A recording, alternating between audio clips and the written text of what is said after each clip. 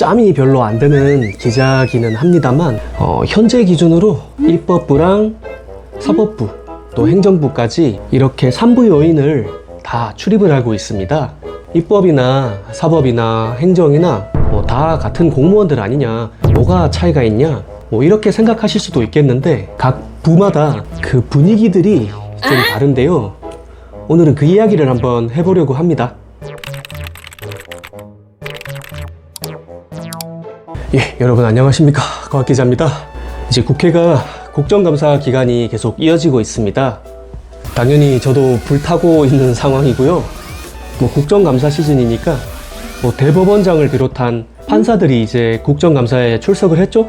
또 그런가 하면 외교부 장관을 비롯해서 외교관들도 국회 현안이 있을 때마다 출석을 합니다. 비슷하게 군인들도 있고요, 검사들도 출석을 하죠. 공무원들만 이렇게 거론을 드렸는데 사실 국회에 문제가 되면 기업인들도 출석을 하고 연예인들도 출석을 하죠. 하여튼 모든 종류의 그런 인간 군상이 국회에 있으면 다 볼 수 있는 거다. 가끔 의원회관 가면 종교계 행사 같은 것도 있어요. 하여튼 국회가 정말 이 공간 안에서는 모든 사람들을 다 볼 수 있다는 게 제가 생각하는 국회 출입기자의 어떤 특권 같은 거라고 생각을 합니다. 근데 이제 그런 특권이 국정감사 때 이제 도드라지죠. 모든 부처가 다 이제 국회로 출석을 하기 때문에 이번 영상에서는 이재명 정부 첫 국정감사 기념으로 제가 생각하는 각 3부별로 공무원들의, 정확히는 공무원들이 아니라 그 부처들의 각 차이를 한번 말씀드려 보려고 합니다. 검증된 사실들은 아닙니다만 제가 한 2년에서 3년 정도 어떤 기관에 몸을 담고 있으면 그 분위기라는 것은 어느 정도 이제 알 수 있는 거고, 서당계 3년이면 풍어를 발음이 안 되네요.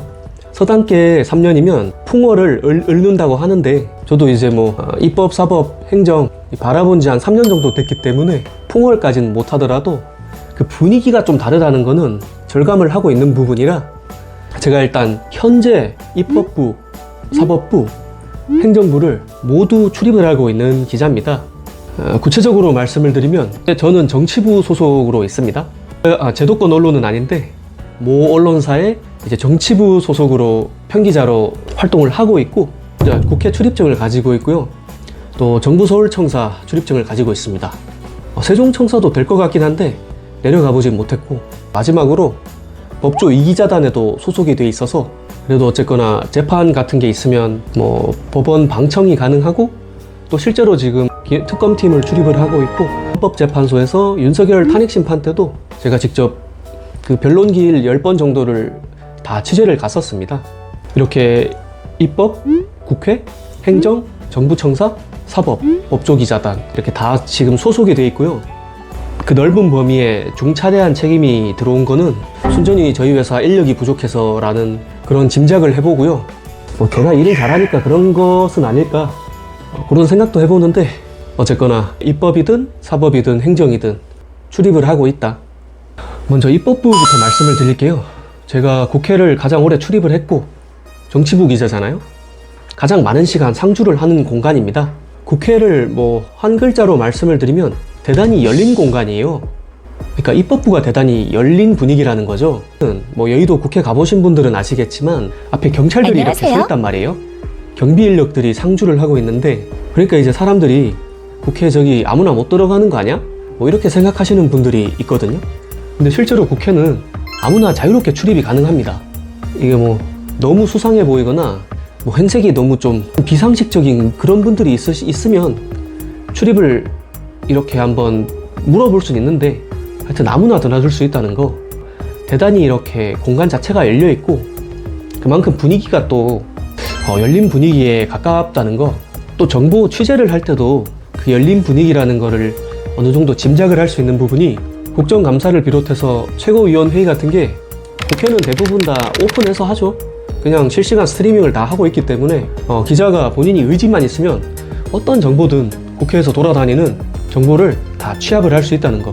오히려 국회는 너무 열린 공간이라 정보들이 너무 많이 돌아다녀요. 대단히 그 정보량이 많기 때문에 쉽지가 않은 거고, 또 약간 이게 신뢰성이 있나? 검증이 됐나?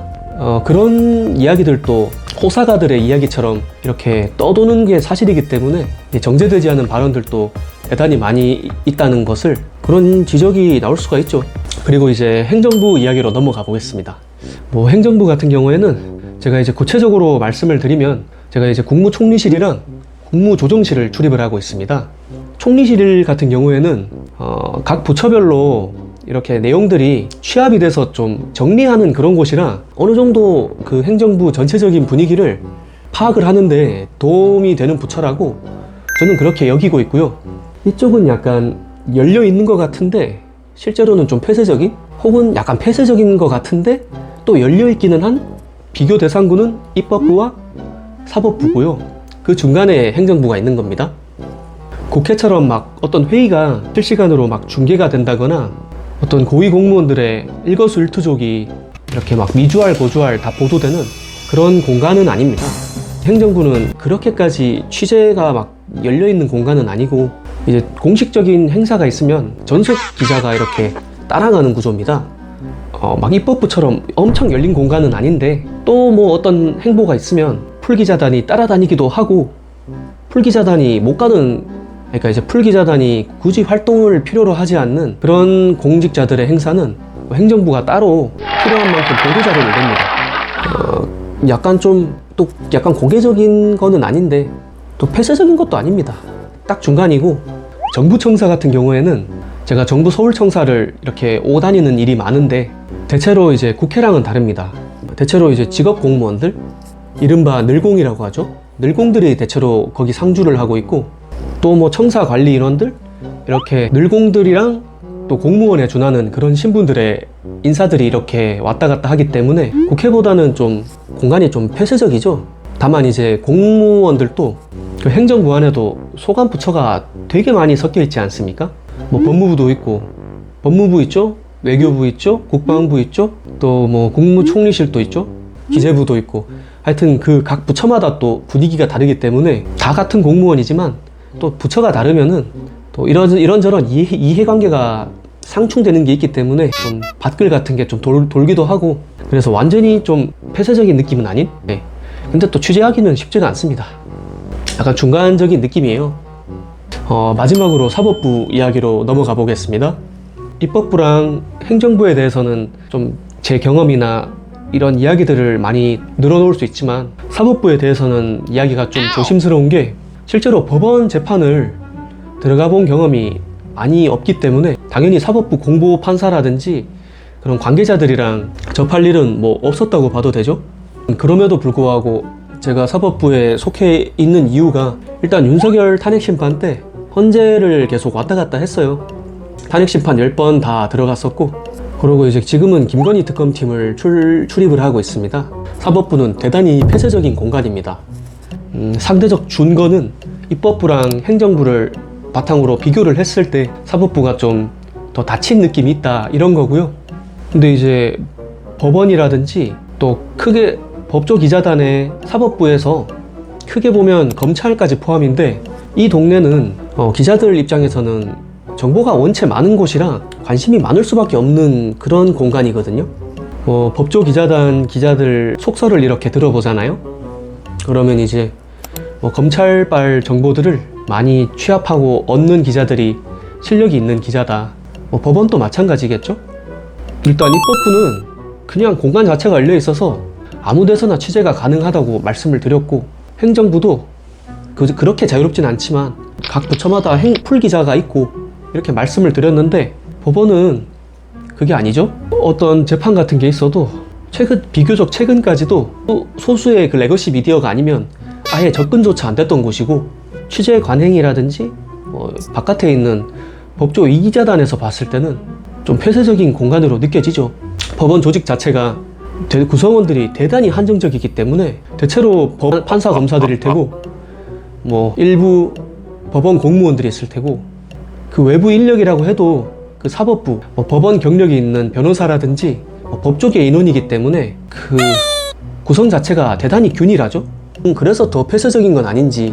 이게 제가 지난 영상에서 감사원을 지적을 했었는데, 감사원이 약간 법원이랑 또 검찰이랑 약간 비슷한 느낌이긴 합니다. 법원은 좀 폐쇄적인 느낌이 없지 않아 있고, 그래도 이제 법원 같은 경우에는 뭐 최근에는 형사재판 같은 거 이렇게 생중계도 좀 시작을 했고, 옛날이라면 그런 정보 접근 자체가 불가능했을 겁니다, 일반 시민들은. 근데 이제 원체 비판이 있으니까 뭐 일부 공개라든지 이런 식으로 좀 바뀌고 있죠. 하지만 여전히 입법부, 행정부, 사법부 이렇게 세 개를 통틀었을 때는 가장 폐쇄적인 집단이라는 거, 아마 그게 또 피의사실 공표제가 또 이제 어느 정도 정착이 되면서 뭐 제도적으로도 그럴 수밖에 없는 구조긴 하겠습니다. 오늘은 이제 제가 입법부랑 행정부랑 사법부가 같은 공무원처럼 보이지만 실제로 다 공무원 신분인 건 맞는데 분위기가 다 다르다, 요거를 한번 말씀을 드려봤고, 물론 개인적인 주장인 겁니다. 검증된 사실은 아니에요. 개인적으로는 이제 사법부 쪽에 좀 눈길이 가죠. 이번 국정감사 때도 사법개혁이라는 그 주제가 가장 화두에 올라와 있는 상황이기도 하고, 실제로 사법부는 누가 견제를 하냐, 제대로 감시가 되고 있긴 하냐, 이런 문제의식이 좀 없지 않긴 했었습니다. 제가 이제 사법부에 대한 고민이 많을 때마다 이렇게 자주 들춰보게 되는 책이 있습니다. 이 헌법의 풍경이라고 좀 옛날 책입니다. 뭐 2000년대 초반에 나왔다는데, 이 책에 보면 그런 구절이 있습니다. 헌법과 법률이 권력 통제라는 제 기능을 다하도록 돕는 1차적인 책임은 법률가들에게 있다. 하지만 우리나라 법률가들은 청직이라는 본래 소명을 줘버린 채 자기 집단과 권력자들을 옹호하는데 지식과 능력을 악용해온 아픈 역사를 가지고 있다. 예전 과거 사례를 살펴봐도 옛날 우리나라에서는 입법부가 없었습니다. 행정부가 있고, 그 행정부의 입맛에 따르는 거수기들인 입법부가 있었고, 그 행정부가 내린 결정에 입맛에 맞게 판결하는 사법부가 있었죠. 근데 이제 그때 법관들은 이렇게 변명을 할 수 있겠습니다. 그때 시대적인 상황이 그랬다, 대단히 엄혹한 시기였을 테니까 그런 이야기에도 일견 공감을 합니다. 저도 뭐 그런 시기에 살았다면 제가 뭐 민주화 운동을 했겠습니까?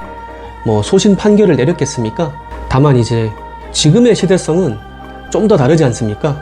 이미 대한민국이 선진국으로 발돋움했고, 민주주의 지수가 세계에서 이렇게 각광을 받는 그런 민주주의 국가고, 정보가 투명하게 공개되는 그런 시대성을 가지고 있는 것도 어느 정도 감안을 한다면 지금 입법부가 이렇게 부르짖고 있는 사법개혁까지는 좀 과도한 면이 있다고 사법부 입장에서는 판단을 하겠지만, 또 불구하고 이런 시대성을 감안을 할 필요가 있지 않겠느냐, 이런 말씀을 좀 조심스럽게 드려보면서 이번 영상을 마무리해 보려고 합니다.